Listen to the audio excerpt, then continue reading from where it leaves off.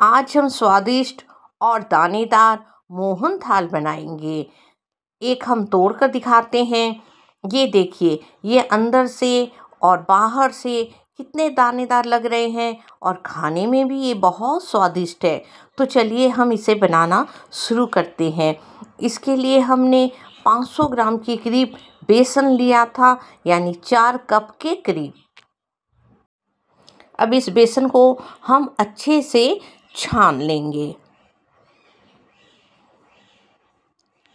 हमने 500 ग्राम के करीब बेसन को छान लिया है। अब हम इस पर घी डालेंगे। घी डालने से ये दानेदार बनते हैं और मुंह में भी घुल जाते हैं अच्छे से, और खाने में भी ये बहुत स्वादिष्ट लगते हैं। हमने इसमें 1 बड़ा चम्मच के करीब घी डाला है और घी डालकर अच्छे से मिला लेंगे। अच्छे से मिलाने के बाद अब हम इस पर 2 चम्मच के करीब दूध डालेंगे। घी और दूध डालने से ही मोहन दाल अच्छे बनते हैं, स्वादिष्ट बनते हैं और दानेदार बनते हैं। हमने घी और दूध को अच्छे से मिला लेंगे ताकि ये अच्छे से मिल जाए। थोड़ा दूध हम और डाल लेंगे और अच्छे से मिला लेंगे। अब इस बेसन को हम छान लेंगे। इसे छानना बहुत ज़रूरी है। छानने से ही ये दानेदार बनते हैं। यदि हम इसे नहीं छानेंगे तो ये दानेदार नहीं बनते हैं। और मोहन थाल बनाने के लिए थोड़ा मोटा बेसन होगा तो अच्छे बनते हैं। यदि मोटा बेसन नहीं है तो भी चलेगा, और इसे हम इस तरह कर लेंगे घी और दूध डालकर, तो दानेदार बन जाते हैं। इस तरह से हम सारे बेसन को अच्छे से छान लेंगे।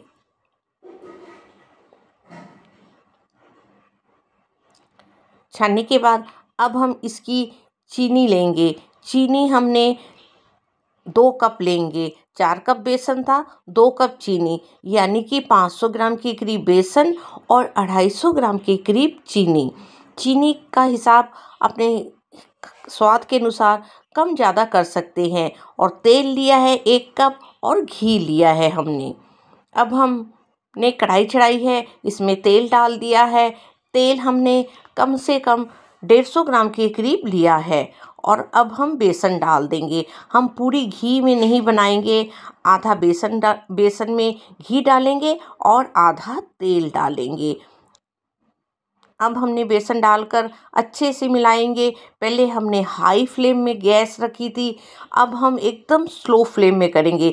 जब हाई फ्लेम में अच्छे से कढ़ाई गर्म हो जाएगी, हम फ्लेम को एकदम स्लो में करेंगे और इस बेसन को हम एकदम स्लो फ्लेम में पकाएंगे।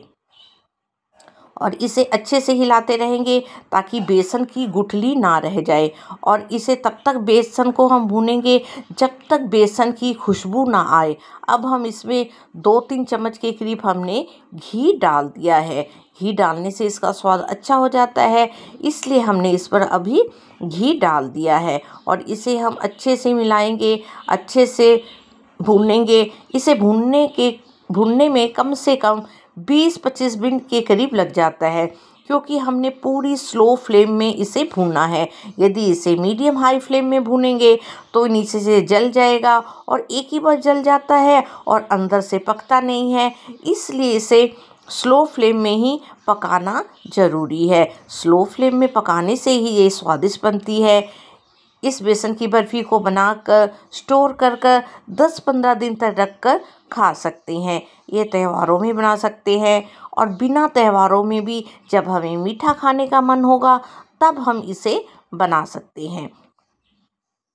अब अच्छे से बेसन भुना गया है, गैस को बंद कर देंगे और इसे एक थाली में रख देंगे। यदि हम कढ़ाई में ही रहने देंगे तो वो थोड़ा जल जाएगा, इसलिए उसे थाली में हमने रख दिया है। अब इसकी चाशनी की तैयारी कर लेते हैं। हमने 1 कप पानी डाला है और चीनी डाल दी है। अब इसे मीडियम स्लो फ्लेम में चाशनी को अच्छे से पकाएंगे और अच्छे से मिला कर पकाएंगे।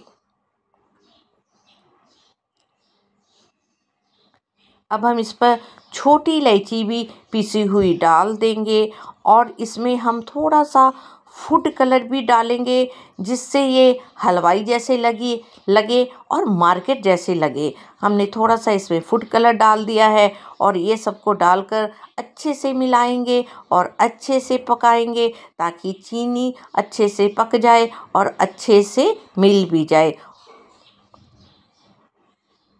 चीनी अब अच्छे से मिल गई है, अच्छे से ये पकनी शुरू हो गई है। एक बार हम चेक कर देख लेंगे चीनी अच्छे से इसकी चाशनी बनी है कि नहीं। चीनी की अच्छे से चाशनी बन गई है। अब हम इस पर थोड़ा थोड़ा कर बेसन डालेंगे। गैस को अभी हमने बंद कर दिया है और इस बेसन को डालकर अच्छे से मिलाएंगे, ताकि अच्छे से मिल जाए। यदि हम गैस को चालू रखेंगे तो एक ही बार वो सूख जाता है बेसन चाशनी के साथ, इसलिए पहले गैस को बंद कर देंगे, अच्छे से मिलाएंगे। थोड़ा हमने दूध भी डाल दिया है और इसे हम एक ही डायरेक्शन में अच्छे से मिलाएंगे, गुठली थोड़ी भी नहीं रहने देंगे। इस तरह से ये अच्छे से मिल गया है। अब हम गैस को चालू कर देंगे। अब चालू कर अब हम इसे थोड़ा सा पका लेंगे। अब इसका कलर भी चेंज हो गया है, ये काफ़ी फूल गई है, अच्छे से पक भी गई है। गैस को बंद कर देंगे। अब हमने एक थाली पर बटर पेपर रखा था, उसके ऊपर भी तेल लगा कर रखा था। अब इसके ऊपर हम ये मैटर को डाल देंगे। डालने के बाद इसे हम अच्छे से फैला लेंगे, और ताकि ये चारों तरफ से बराबर बने। हमने 2 थाली पर इसे रखा है और इसे अच्छे से हम ठंडा होने देंगे और हम इसे सेट होने देंगे। इसे सेट होने के लिए कम से कम 1 घंटा लगेगा। जब तक ये अच्छे से सेट ना हो जाए, अच्छे से ये ठंडी ना हो जाए, तब तक हम इसे नहीं काटेंगे, इसके पीस नहीं काटेंगे। इसे फ्रिज में रखकर नहीं सेट करना है, इसे बाहर ही रखकर सेट करना है। अब इसके ऊपर हम सिल्वर पेपर लगा देते हैं, ताकि ये देखने में खूबसूरत लगे।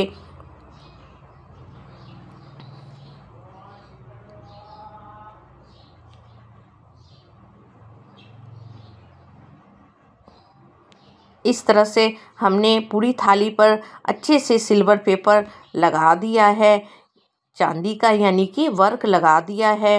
चांदी का वर्क नहीं होगा तो भी चलेगा, लेकिन देखने में खूबसूरत लगने के लिए हमने चांदी का वर्क लगाया है। अब इसके पीस में कट लगा देंगे, ताकि अच्छे से सेट हो जाए, ताकि जब हम इसके पीस काटे, ठंडे जब हो जाएंगे, तब आसानी से इसके पीस हम काट सके। इसके पीस हम छोटे बड़े कर सकते हैं और किसी भी शेप में इसके पीस को हम कर सकते हैं।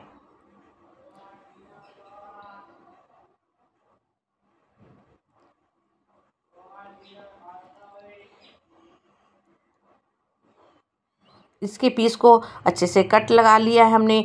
जो दूसरी थाली थी उस पर भी हम चांदी का वर्क लगा देंगे और इसे भी हम अच्छे से सजाएंगे और इसके भी पीस काटेंगे। आप लोगों से हमारा निवेदन है, यदि आप लोगों ने मेरे चैनल को अभी तक सब्सक्राइब नहीं किया तो सब्सक्राइब कर दीजिएगा, बेल आइकन भी दबा दीजिएगा, ताकि मेरी सारी नोटिफिकेशन आपके पास आती रहे। अब हमने दोनों थाली पर अच्छे से कट लगा लिया है। अब इसे हम सेट होने के लिए रख देंगे। अच्छे से ये सेट हो गई है, अच्छे से ठंडी हो गई है। कितनी आसानी से ये निकल जा रही है, हमें कुछ भी मुश्किल नहीं हो रही है। ना तो ये टूट रही है, ना तो बिखर रही है, क्योंकि ये बहुत सुंदर से सेट हो गई है ठंडी होकर। इसके पीस हम आसानी से निकाल लेंगे और आसानी से काट लेंगे। ये देखिए, इसके पीस हमने मीडियम साइज के रखे हैं। इस तरह से हमारी मोहन थाल का वीडियो बनकर तैयार हो गया है। आपको यदि ये पसंद आता है तो इसे लाइक कीजिएगा, अपने दोस्तों रिश्तेदारों में शेयर कीजिएगा। तो अब हम मिलते हैं अपनी एक नई रेसिपी के साथ। धन्यवाद।